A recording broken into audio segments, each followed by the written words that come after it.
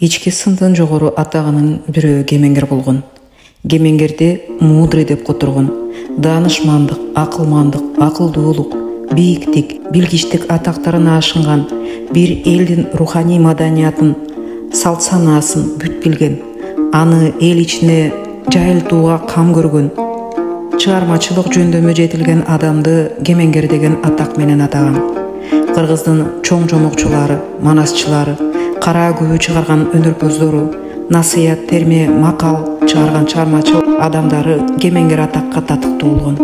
Алсак, бүт улуттун билим китеби аталган манастагы билимдерди билген жана чогулткандар, жайылткандар манасчылар болгон. Алсак, Уламыштагы Ырчу, андан кийинки аты белгилүүлөр, Келдибек Карабоз, Шапак Ырысмендейлер. Ал айткандары эл колуна тийген Тыныбек, Сагынбай Орозбак, Саякбай Карала уулу, Жүсүп Мамай уулу сыяктуу манасчылар манас айтып гана калбай, башка түрдө кенже эпосторду эл генч билимдерин тутунган кемеңгерлер эсептелет. Өз заманына кызыл тилдин алды Токтогул Ырчы, ал океандай мазмуну бир күбөгө сыйгызган, Камбаркандан эле 60 түрдүү чыгарган, элдин ички дүйнөсүн күйүүгө салып сактаган Карамолдо сыяктуу чоң комузчулар жөрөлгөлүү маданияттын баардык билимдерин өздөштүргөн кемеңгерлер болгон.